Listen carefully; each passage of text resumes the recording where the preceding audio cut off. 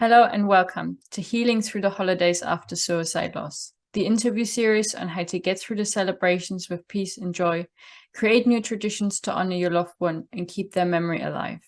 I created the series to give you all a go-to place with plenty of helpful resources, advice, and encouragement from those who are experts in their field, so you can have a festive period which is meaningful to you. Let's make a deal. Commit to taking one action after you watch this interview, because time alone doesn't heal all wounds. It's so important what you do with your time. I'm your host, Caro Brookings, and with me today is Sara Cobb. Sara is the founder of My Grief Connection, a hub of grief resources and a growing support community. My Grief Connection aims to empower grievers to find resources, connect to community, and grow hope by guiding them toward their personal healing path. Sara felt called to connect fellow grievers with resources to find hope and healing after loss, following the tragic deaths of her two older brothers, 43 years apart, one by freak accident and one in a murder-suicide. In the fall of 2021, she returned to university to pursue a Master's of Science in Counseling Education with a focus on clinical mental health counseling and grief, crisis, and trauma. Sara is also the co-leader of a virtual support group for survivors of murder-suicide loss. Welcome, Sara. It's so good to have you back with us today. Tell us a bit more about your story and how you got here. Hi, Carol. Thank you so much for having me. It's always a pleasure to talk with you and to participate in your summits. I started My Grief Connection about 4 years ago after I lost my older brother, Skylar. Unfortunately, he died in a murder-suicide, and he was the perpetrator of that.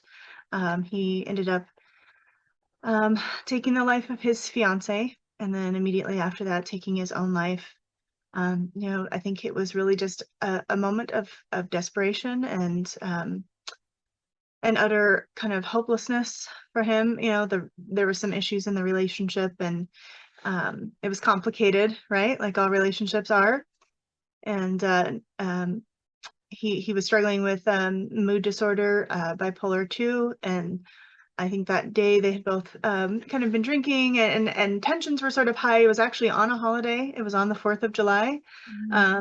So things sort of just escalated and got out of hand. And I think he did that without really realizing what he was doing, and then once it hit him what he had done, that he had took her life, he just could not live with that and took his own life. So extremely tragic, circumstances, and heartbreaking, and certainly unexpected, not something, we saw coming at all.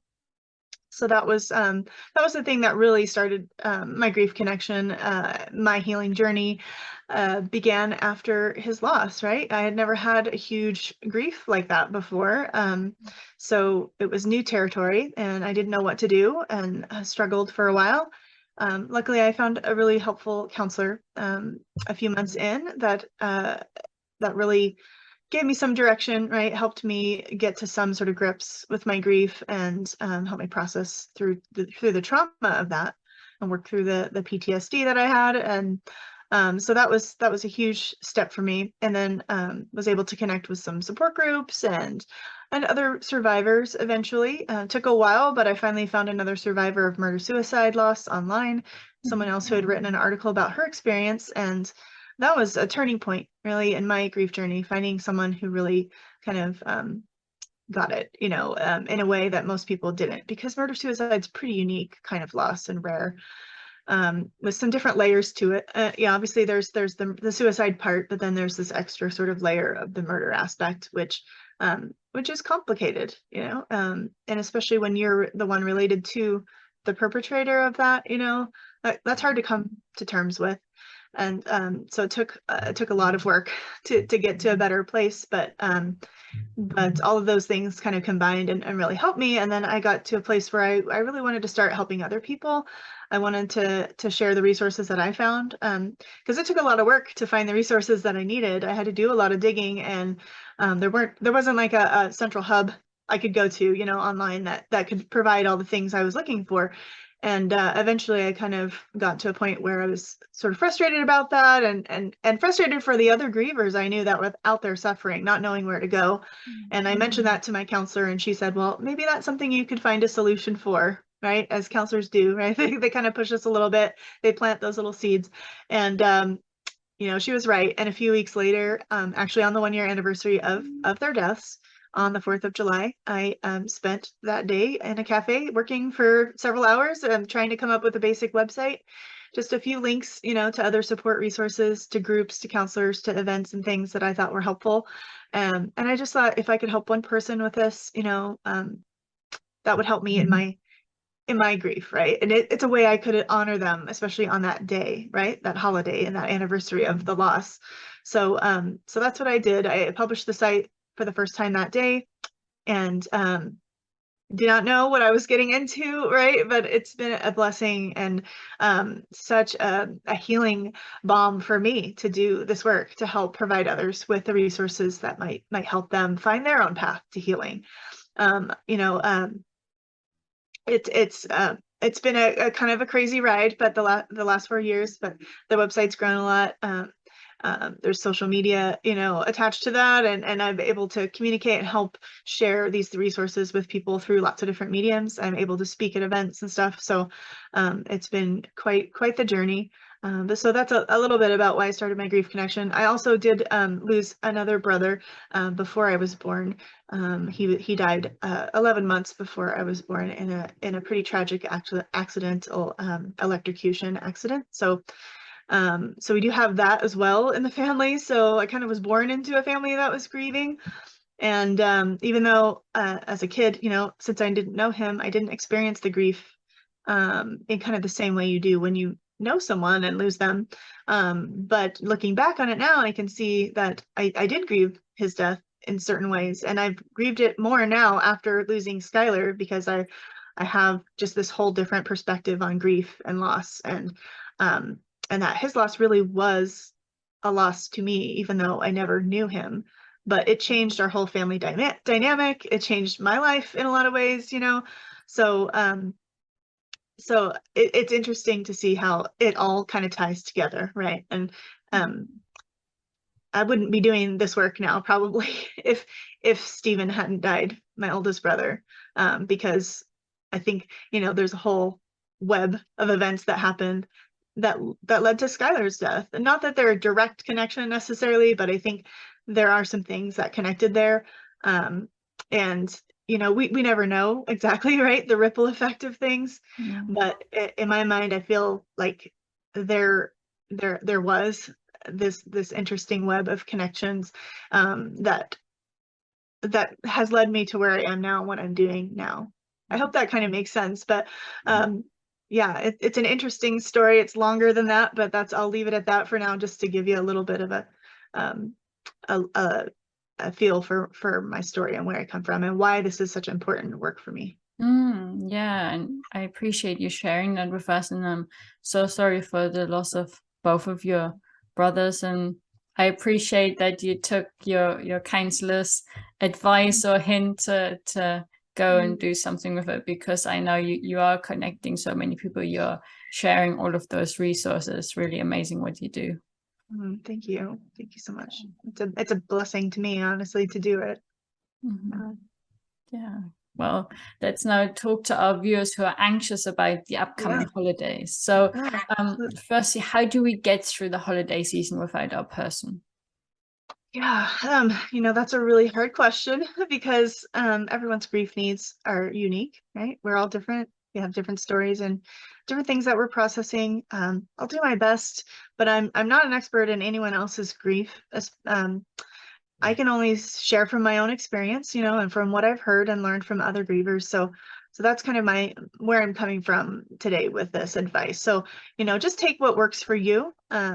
If something doesn't land right, you know, just let it go, right? And try to pick out any kind of little nugget that might resonate for you, because we're all different. So honestly, there's really just no right way to get through the holidays.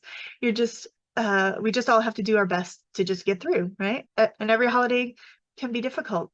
For every holiday we celebrate, you know, whether it's Christmas or Veterans Day or Valentine's Day or the 4th of July, Mother's Day, you know, there are people that are going to dread that holiday and wish that it just would disappear. You know, we all have different anniversary dates or things that are important to us because of our connection with that person, right?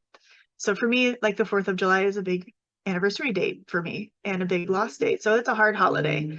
Um, and most people wouldn't think that the 4th of July would be a tough grief holiday in general, but it is if that's, there's a connection with your person. So we just need to think about that. I know someone who just recently lost someone on Labor Day. So now that's going to be a difficult holiday for them to go through. So sometimes I think we forget that, all these little holidays and markers and stuff can be hard. Even these like weird made up holidays that are just pop up on Facebook, like I think there was Daughter's Day and Son's Day recently. Those can be hard days for people who have lost a child, so we just there's triggers everywhere, and it's helpful to be aware of that, and as grievers, but also as people who know other grievers and try to support them. It's good to know that they can be difficult, right? Depending on your unique situation and the losses you're dealing with. Some will likely be harder than others, and when your loved one isn't with you, it can sometimes feel like the whole world is celebrating and no one understands or cares how you feel. It's hard to grasp sometimes how the world can just keep turning, right? When our person is not here. That's a really hard thing. Everyone has many family and societal expectations. There's stress and there's all these ideas about how the holidays should be. And people like to tell us what they think is the right way to do the holidays. There's expectations that everyone needs to be happy and cheerful and grateful. And even without having a big loss, the holidays are really hard for people and can bring up a lot of emotions. And there can be a lot of tension and family dynamics, sometimes some dysfunction going on. And we just have to realize that going into the season. And when we face any holiday or important date or anniversary in the lives of our loved ones who've died, we have to be kind of aware of that there are these kind of triggers. The holidays can be hard for everyone, but those who are grieving are often really find the pressure of the holidays is magnified. And it can be especially true if they've lost multiple people, and which we know a lot of people have in the last few years, right? With COVID, with all the natural disasters going on, the war in Ukraine, raising rates of suicide and murder suicide, just all these things going on in the world make it even more difficult, right? And we're losing more and more people. Many people have experienced compounded grief, or they're going through anticipatory grief right now. And it's really tough to know how to process all of that. So sometimes some days we just have to ask ourselves, like, what grief do I want to work on today, right? What is the thing? Because we have so many things we're working through.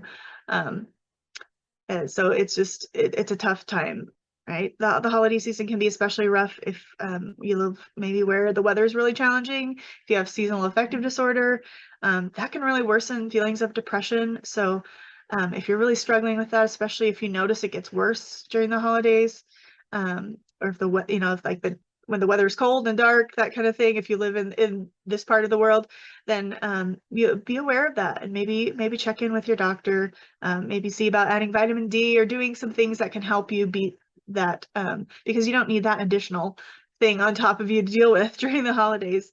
We all just need to find ways that we can support ourselves and ask for support that we need as well. And as grievers, I think we have to come to terms with the reality that the holidays aren't going to be the same. And they're just going to be different, and they're probably going to be difficult to some degree. And sometimes it's also the anticipation of the holidays that can be really hard. I find sometimes that that's worse than the actual day for me, the lead up to it, and the not knowing what to expect. That can be really hard, but we can get through them, and we can find moments of goodness and comfort and peace, and maybe even little pockets of joy here and there. Good memories are the things that we can really cling to that can help us to get to the next tolerable moment or the next day. And we can learn new coping skills and find safe people that we can lean on for support, and really begin that process of grieving over time to help us get to a better place and enjoy the holidays again. I know that might sound really impossible right now to people if they're new in grief, or it's really deep or acute right now, but just knowing maybe that other people have done it might give you a little bit of hope that you can do it too. So I can't tell you how to navigate your grief. It's certainly a unique thing, but I can tell you that there's no timeline and it's not a race. So just go at your own pace. And I don't think it's really fair that other people expect that we're just going to be over grief at some point, because that's just really not how grief works, and it doesn't make sense to expect that. So we have to kind of let go of some of those expectations of how grief should look and how the holidays should look. Yeah, thank you for sharing. There were some really great tips there, and one of the things that you talked about is, you know, looking after ourselves during the holidays. So how do you honor yourself during the festive period, and what tips or advice you have for our viewers in terms of self-care? Yeah, I think self-care is always important, right? Especially during those stressful holiday times. Like, I try to be on top of my self-care as much as I can, but it is a little bit harder for me to be consistent now that I'm in graduate school. You know, my time is kind of really limited. And I also have like a harsh inner critic who wants to be mean to me about, you know, not being as good as I should be about self-care sometimes. So I'm really actively working to change that. So really the main thing I think that's helpful for me is trying to just be kinder to myself, trying to have more compassion for myself. I think self-compassion is the number one thing that all of us can do for self-care. I also, you know, do my best to try to eat well, eat a variety of healthy foods, try to stay hydrated. I'm really good about being consistent with taking like supplements and medications, vitamins, things like that. I also try to move my body in ways that feel good, as much as I can. And I really love ballet since I was a little girl, and I danced when I was younger for many years. So that's something that I personally do for my self-care is I take an adult ballet class every week, and that's just really fun. And I do have, you know, regular dance parties in my living room too, and that's helpful. Just shaking out, you know, all the stress and stuff. So I highly encourage that. It's just a stress reliever for me. And you know, I've made some good connections there socially too. So if you can find something like that, maybe like yoga or Tai Chi or something, you know, maybe there's a class you could take, and that would be a good way to move your body, but then also make connections that are meaningful with other people too. I also love going for nature walks, just going out for a short walk. Most days is helpful. It doesn't have to be complicated, you know. You can just move for 5 or 10 minutes, just, you know, doing something that you like that gets your blood going. That can be really helpful. I try to get regular massage and acupuncture treatments when I can. It really helps with the stress. I have a lot of neck tension and shoulder tension, and a lot of people I know who are grieving complain about that as well, or headaches, or just kind of that foggy brain thing. So I think anything that involves soothing, kind of comforting physical touch can be helpful. You can even put your hand over your own heart, you know, take a few deep breaths. Heart math, that's a technique you can do that helps you kind of get in sync with your heartbeat and your breathing. People can look that up online, heart math, if that's something of interest. You can hold your face in your hands, you know, just for a minute, just breathe. Just tell yourself, and I think, you know, like, it's okay, honey, it's all right. It's okay to be sad, you know, just allow yourself some gentle affirmations, you know, that can be helpful. It can be really calming. There's a touch technique called havening, what people can learn how to do, some self-touch that's really comforting, like touching your arms and just doing gentle sort of calming touches for yourself. That can help a lot. And there's a modality called grief massage out there, right? There's people that specialize in grief massage. You can Google that to learn more. You might be able to find a practitioner near you that does that. And that's a really just kind of gentle modality of massage that can be really helpful in just allowing you to have some space and comforting, soothing touch with someone who's empathetic, you know, and that can really help. And I also like to even ask for hugs. I think that's a self-care thing too. I need a lot of hugs and I like to give them. So that can be an act of self-care. Definitely sleep is really important. Getting quality sleep is vital. It can be challenging. I'm a night owl, and a grad student, so I know for me it's hard, but I really try to get myself to bed on time. You know, I like taking magnesium or smelling lavender, some things like that can be helpful to relax. You could take a hot bath with Epsom salts or a hot shower. Getting to bed on time is really important, like a consistent time. Going to sleep at the same time and then waking up at the same time can help. Turning off your electronics a little bit, like an hour or so before bed can maybe help your brain sort of wind down a little bit. It improves your sleep hygiene. And then one thing that really works for me is listening to sleep stories or soft music or meditations or doing a visualization or breathing exercises. Those things can really help me wind down to be able to sleep, but also they're just helpful anytime I feel stressed out. They're definitely a helpful self-care technique. Anything that you like to do, journaling is helpful, writing, crafting, drawing, doing art. I love to blow bubbles. I like to color. I like to do things like that are kind of silly, but they're fun and they help relieve stress. Also love a good cry. It's a good self-care technique as well. Just allowing myself the freedom to cry when I need to. It's really cathartic and releases stress. You can set aside time for a cry if you want to. If you don't like to cry in front of other people, plan a time. You can do it on your own when you have alone time, right? Watch a movie that makes you cry every time, just let those tears flow. It can be really cleansing and helpful, and it's really healthy not to repress, those emotions. So whenever I can, if tears come up and I'm safe and comfortable enough, I let them come. And I highly recommend that, just requesting what you need too is an act of self-care, and people in your life want to help you, right? They want to be there for you. They're happy to help. Often we just don't know what to ask for because we don't know what we need. But if it comes to you, if there's anything that comes to you that you think you need that someone else could provide, then I really challenge you to be willing to ask for what you need and let people know, because you could just say to them like, hey, I thought of something that you can help me with, and let them know, because a lot of them are asking us. They're saying like, tell me what you need, anything you need, let me know, I can help, and we're just like, oh, I don't know, and sometimes in the moment it's hard to think of it, but if we do, I just really encourage you to ask, because that is a big act of self-care, right? To ask for help. And people usually are thrilled to help because they desperately want to know what to do and how to be there for you. So those are some self-care that work for me and might work for others too. Yeah, some great advice there. And like you said, our viewers can just pick and choose what they think will work for them, and try it a few times, maybe try something different. We can mix it up, do different things on different days. So I always like to have I call it a menu of things that, I choose from, and then I think, okay, what do I feel like doing today? And then just do a bit of that. But it's so important, like you say, for anyone to practice self-care, especially when we're grieving, and especially during more stressful times like the holidays.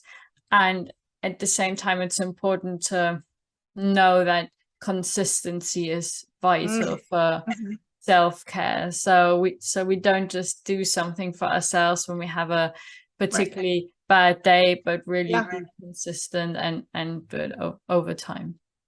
I absolutely, yeah. And it's really those little things that, right? It's great to get a massage or to, like do a kind of big thing for yourself, spa day or whatever, but that's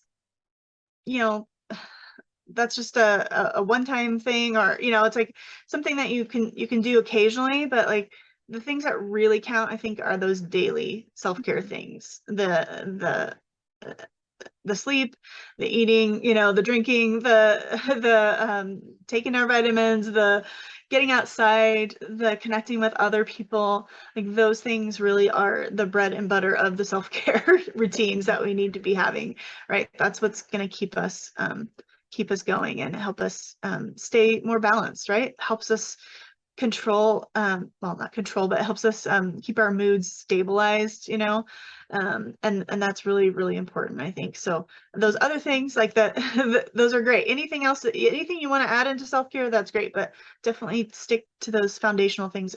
And sometimes that's all you can do in the beginning of grief, right? It's just like, I'm just trying to stay alive. I'm just like, so just do what you can, just take little steps, and then, like you said, be consistent, and then build up, and then throw in those kind of bigger things like a nice surprise, a treat for yourself kind of things whenever you can as well.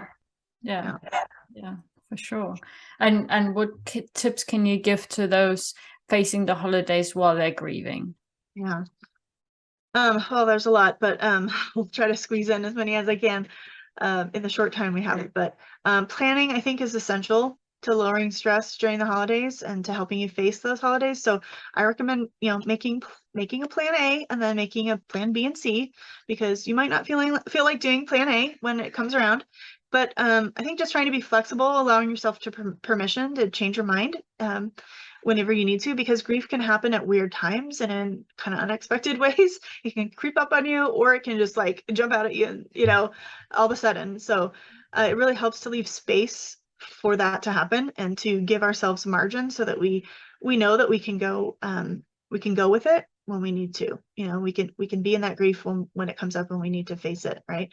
Because sometimes it's hard to ignore. We try to ignore it, but it's also healthier if we don't, if we can deal with it in the moment when it comes up. Obviously that's not always possible, but giving ourselves that flexibility with our plans, but also having a plan at the same time, like those are kind of important things that work together. I think discussing your plans and needs for room to have that flexibility is important. So like letting your family and friends know, like, hey, this is what I'm hoping to do, this is what I'd like to do, but if that doesn't work out, or if I'm not in the mood, then like here's some other options that I might do, or just coming up together with a plan as a family if you need to, about what you all want to do for the holidays and what will be the best way to deal with it, and what your options are if things need to change at the last minute.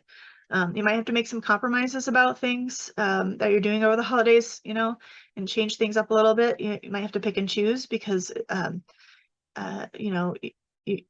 you need to protect your space and your time and your energy. So it's important to just be aware of that as you're making these decisions about what you want to do. I think managing your expectations is really important. Knowing your limits and boundaries is critical, and permitting yourself to say no to things and to let your no be a no, right? Don't be pressured into it. Just say no. You don't have to give a reason if you don't want to. You can just say, no, thank you. I don't want to do that. I'm not available for that. If you want to attend events, that's great. And it can be helpful. It can be a good distraction or a break from like kind of that isolating at home thing. But I recommend that you give yourself an exit strategy and give yourself that permission to leave leave early if you want to. If you get overwhelmed or you reach your threshold of social activity, peace out and go, just do what seems manageable and doable and what feels good, and do less of what feels wrong and do more of what feels right. If it's overwhelming, I'd say cut that out or cut it down or scale it back. It's okay to skip things. You can skip the holidays altogether if you want to. Like that's an option and it's okay if you need to do that. But you can skip things like, decorating a Christmas tree, putting up lights or decorations. You can stop. You can say, nope, I'm not going to make cookies this year. I'm not going to send cards. I'm not going to make elaborate meals. I'm not going to exchange gifts or whatever. Like you can make adjustments to all of those kind of things. So you don't have to do them all, or you can do them in a different way, or like a scaled back, simplified way. I think simplification, that's probably the best tip I can give. Really, one of the best tips is just try to get through the holidays without it being so complicated. Just pare things down. Ignore all the shoulds and the should nots from other people and just do what is suitable for you and your family, regardless of what others are telling you. And I know that's hard because there's a lot of that social expectation and pressure. But we deserve to, and we have the right to do what's right for ourselves, and what's going to protect our hearts and our energy levels. So and one thing I think that goes along with that is just trying not to compare what you did before with what you're doing now, with what you can do now. It's going to be different. Your capacity is going to probably not be the same. And that's okay. That's normal, right? And try not to compare to what other people do. That's even more important, right? Just kind of let go of what you did before and just say, okay, I'm going to start with this clean slate. I'm going to look at all the options and pick the things that mean something to me, that I can handle, that I have the bandwidth to handle. And I'm going to choose to do the things that give me comfort and hope and feel good, and just let go of any traditions or expectations that just don't work for me now. Yeah, I mean, I think that's it's kind of the best advice. You don't have to do the holidays the same way as you did before. You can do it differently. It's okay to change it up. You can go out of town, you can take a vacation, you can go somewhere different if that feels better for you. If you don't want to stay at home, you can have someone else host. If you don't want to be the host. You don't have to cook a traditional meal. You can go out to eat, you can order food in, you can have pizza or Chinese food or tacos or just something different than the traditional Christmas dinner or Thanksgiving or whatever the holiday is. If it feels better for you to continue that tradition and have lots of people around you, then do it. You might consider making a loved one's favorite food. Maybe there's a favorite dish you like, and that's a way that you can honor them and remember them at that meal. And my family, we like biscuits and gravy for Christmas morning breakfast. And it's one of the things that my brother Skylar loved. So we continue to do that every year, kind of in honor of him. You can also make a special meal of all their favorite foods at the holidays. And so you could say, like on Christmas Eve or Christmas Eve, whatever is their day or whatever. And we're going to have a special meal just to honor them. You could do that. Or you could just serve one of their favorite dishes. Whatever feels right. And if you wanted to, you could even have just a game night on the holiday or a movie night. Just do something fun, eat some of their favorite snacks and watch a favorite Christmas movie or whatever movie feels right to you. And if that doesn't feel good this year, then maybe next year you could try that. Just kind of make note of some of these things that sound like, oh, maybe someday I want to do those. You could go to the movies or bowling or axe throwing or just do something completely out of the ordinary. You can have pajama day on the holiday. You can pretend that it's just another day off. You don't have to get stuck doing all the traditional holiday stuff if you don't want to. Another thing too is you could volunteer your time, and I think that could be really helpful in healing. You could go to a homeless shelter and or a community organization. You could serve food to others that are in need. Sometimes just getting our mind off of our own pain and serving others can lessen the pain a little bit, can soften it. You could donate money or gifts in your loved one's name, and sometimes people like to maybe pick out a gift that would have been, something they would have bought for their loved one, something their loved one would have really liked, and then find someone to give that gift to in honor of them. One idea I like too is having like a Christmas, if you celebrate Christmas, having a stocking for your person, and then everyone in the family can, as they think about it over the holidays, write like a little memory or a thought or something about that person and put it into the stocking. And then on Christmas or whenever, Christmas Eve, whatever you want to do, you can open those and read those out loud and share stories together. That's a nice little tradition. One thing I did the year after my brother died, I attended a Blue Christmas service, and sometimes it's called the Longest Night. It's a special holiday service of remembrance and lament for grievers. And I don't know how long it's been going on. I think for a while. I didn't know about it until a few years ago, but it's a really special time to just be able to remember and honor our losses and grieve them and lament. It's something that we forget to do sometimes formally. We don't have to do it formally though, but going to a service like this kind of allows us to do that in a more kind of structured way, I guess, and with others that are grieving. So if you can't find a service in your area, you can Google to try to look up Blue Christmas or The Longest Night. If you can't find something like that, go to my website in the next month or two. As I find them, I'll start posting, because there are a lot of churches that do virtual services with that. If spirituality or faith is something that you lean on in your grief, this type of service could be really beneficial to you, and it could really be helpful. I think that in spiritual communities and churches, sometimes they aren't great at handling grief all the time. They sometimes really want to just fix it and spiritually bypass and be like, oh, it's okay, like they're in a better place, and you're just like, oh, that's not what I want to hear right now, but this is kind of a way to sort of get in touch with that sort of spiritual faith side, if that's helpful for you, that might be a little bit more gentle, right? And offer some support. So if that's helpful, check that out. You know, if you can't attend a formal service, you and your family can have your own little candle lighting, or you can say a prayer or a blessing or a poem, or have a toast to your loved one. You could sing a song that they love to sing, or just share memories and mark that moment, you know, together. So you don't have to go to church, you know, if that's not your thing, right? You can create a sacred space and a sacred time in your own family, in your own way, doing what makes sense for you and for the person that you loved. So there's lots of other ideas, you know. Certainly you could light a candle for your person at any time. You could have an empty chair at the table for them, if that's helpful. Some people that might find that more painful.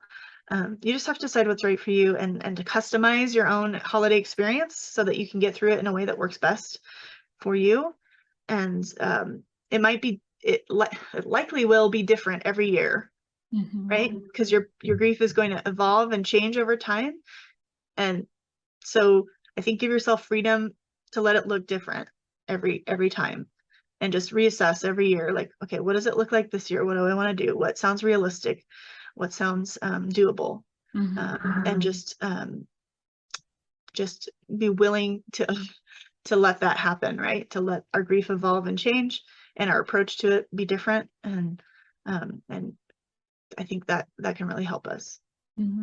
Yeah, definitely. Again, thank you. So many great tips and advice there for our viewers, you know, to think about. Maybe do some brainstorming, do some journaling. Okay, what sounds helpful to me? What do I think I'll be able to do this year? And I love that you also give our viewers permission to, you know, really do what they feel they're able to do. So you said, like, just stay in your pajamas for the day, or skip it completely, or whatever, because again, sometimes we can feel guilt and shame surrounded by that. So I think it really helped to just it's okay, you know, whatever you can do, whatever you want to do, it's okay.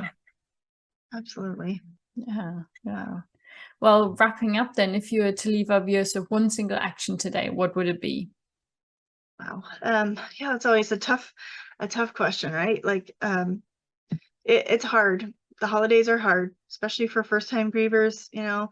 I think maybe the tip I would give you, the thing I think that you could do, is just try to give yourself permission to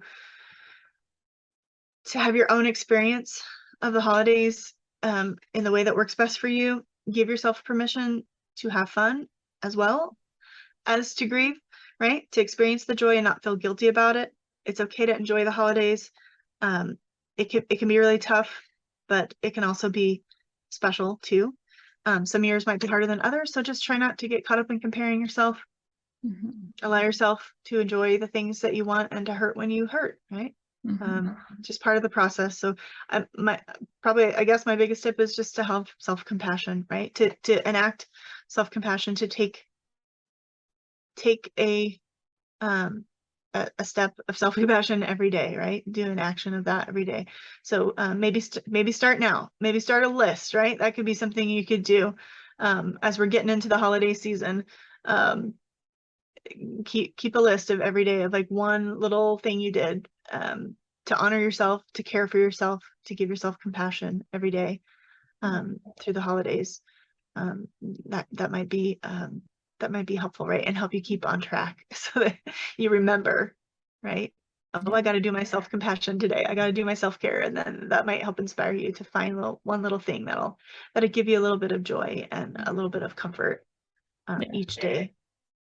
Yeah, absolutely. And I know you've got a free gift to give away, which we'll link to below this video. Can you tell us a little bit about that? Yeah, I'm just going to have a free little PDF document that you can download with some of my top tips, right? A lot of what we talked about today, just kind of written out for you, because it's a lot, right? It's a lot of information to remember. And then probably some other ones that I didn't have time to get to, but I'll get you a list of some ways to help you navigate the holidays, you know, and do it as well as possible in your unique way, right? So you can pick and choose the things that work for you. Yeah, love it. Thank you so much, and thank you for speaking for us today, Sarah. Do you have any final thoughts? Yeah, I just want to let people know that, you can and you will survive the holidays, right? Yeah, others have done it, and you'll get through them too. And just hold on to hope for now, right? And afterward, be sure that you give yourself credit for making it through, in whatever way you had to, right? In whatever way worked for you. I think the key is just allowing and accepting what happens and giving yourself grace, and be there for yourself and advocate for your needs. And I just really want to wish everyone just a gentle, holiday season. I know that it's challenging, and I'm really sorry that you have to go through this, right? And deal with this kind of pain, but you can do it, and you're doing it, and you're not alone, right? We're here for you, and we, Caro and I, and all of the speakers, in the summit are here for you, and we have lots of tools and tips that we can offer, and so you're not alone in this, right? You have us. Yeah, absolutely. I couldn't agree more. So thank you so much again. And to our viewers, be sure to tune into our next interviews for more valuable advice and encouragement on your suicide bereavement journey through the holidays. Until then, take care and see you in the next interview. Bye-bye.